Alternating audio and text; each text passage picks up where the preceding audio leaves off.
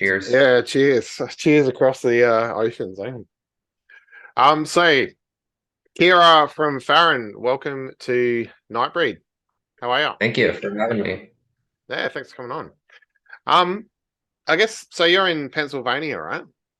Yeah. Yeah. What's the what is there black metal shows in Pennsylvania? Like, Um, I'm not really involved in any like particular local scene or anything like that, but I mean there's bands around that that I'm aware of, but the I'm not aware of any like particularly strong black metal scene around here, honestly. yeah, sure. So what prompted you to start Faron in 2019? Is that right? Yeah, so I basically like have always been a huge fan of Zelda, and I've been a fan of black metal for a long time. And there wasn't any there's a few Zelda themed black metal projects. There's like Dampé's Keep. Um, that's like the main one I can think of. But you know, most most black metal projects tend to focus on like either Satan or um, Lord of the Hmm. Rings, Lovecraft, kind of stuff like that. So there wasn't much Zelda themed stuff. So I figured since that was something that, and I had wanted to make black metal for a while, so I figured that would be a good sort of theme to kind of focus on. Yeah, that's cool. I'm talking about The Legend of Zelda. Have you been playing Tears of the Kingdom? Yeah, I was just playing it a little bit before I got on here. Yeah, yeah, it's cool. I've only sort of dipped my toes in, but I love it. Yeah, I love Zelda as well. Good pick. Um, so yeah, I think they weirdly marry. You know what I mean? Like the Zelda world and the that sort of black metal sound. Yeah. Yeah, I mean, it's kind of surprising to me that it's fairly untapped in black metal because the fantasy themes and the medieval uh aesthetic is pretty strong, and those are two things that are very prominent in black metal. So it's kind of surprising to me that it's not like particularly you know um prominent in Hmm. black metal. But I think like the especially like the themes of like kind of in some of the games, like the loneliness of the original game, and to some extent Breath of the Wild, and Tears of the Kingdom to a lesser extent, but particularly the original game, there's a certain like loneliness to it that I think like um pairs pretty well with black metal. Hmm. um, Especially like the more depressive elements of it. And then like with when I did World Beyond Grief, like that album is mostly focused on Majora's Mask, and there's a lot of elements of loss and longing, and things that I just think fit really well with a black metal sound.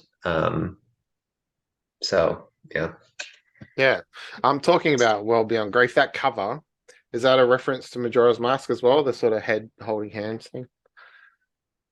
Yeah, a little bit. What I was kind of thinking of was the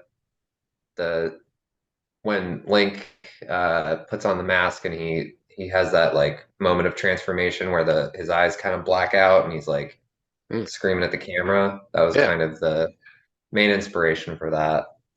yeah, that's cool. And did the cover work yourself or is somebody else doing that for you? Yeah, I did that myself. Yeah, nice. That's cool. Um, Talking about that album too, there's a cassette release. Is there any chance we'll get it on other physical formats?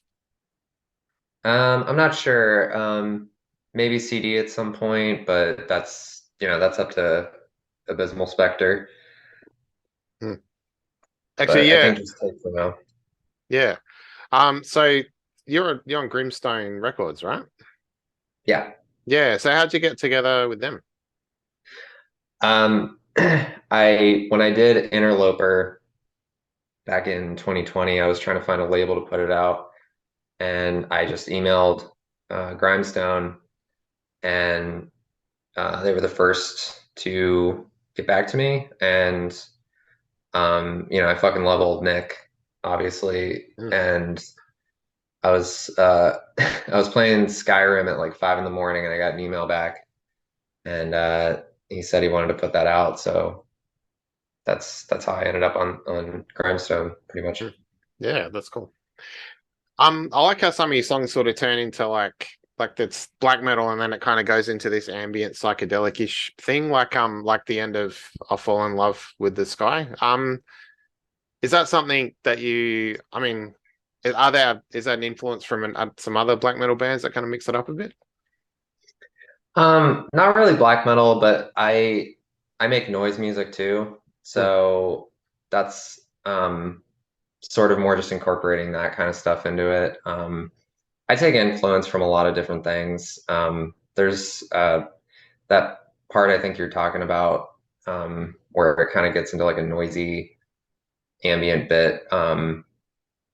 The like bass line in that was like kind of, I was listening to like a lot of David Bowie when I was recording that part of it, and that part was influenced by one of the songs off of Low.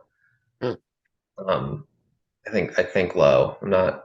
Don't quote me on that, but yeah, that Cool. was more influenced by like a David Bowie thing. Hmm. That bass line. So it's just I like fucking around with the guitar, and just trying to get different sounds out of it. So a lot of that noise ambient stuff, like on Interloper too, that was just like fucking around on the guitar pretty much, and trying to do weird stuff on it. And um, yeah, that just kind of comes from like me having more of a noise background. Hmm. So is Scoff, is that your noise thing? hmm Yeah, cool. So is that something you'll still, go back to amongst black metal? That particular project, no, I'm done making music for that project. I I kind of felt like I had done everything with it that I wanted to. Hmm. Um, I started a new project recently called Witch Go God. Um, that's how I'm doing my noise lately. But um, Scoff is getting uh, tape releases from a label called Left Cult, Oh, cool. um, which I'm very excited about. The last album I did for Scoff, Eternal Weight of Night, is getting a tape release today, actually, on Left Cult. It's like a anti-capitalist label, and just they just do like very limited cassette runs because it's just like one guy like Hmm. hand making all the cassettes himself. And so I'm really excited about that, and we're gonna have the rest of the Scoff albums out on that label too pretty Hmm. soon. Yeah, cool. That's great.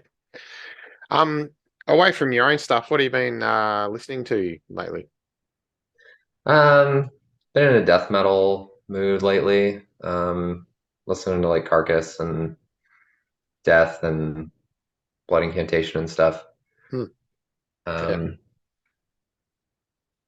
I'm always I listen to headphones all night at work because I work in a warehouse. So I'm not always listening to music, but like I listen to a lot of podcasts and stuff now. Um, but yeah, just I was listening to like Killing Joke earlier tonight, and Hmm. um, what else? Like Butthole Surfers lately, and just kind of whatever I feel like listening to. Kendrick Lamar. Hmm. Yeah, cool. And so the album came out Feb. Uh, what's what are the plans for Faron? What's coming next? I'm not sure. I worked on that album for about 2 years.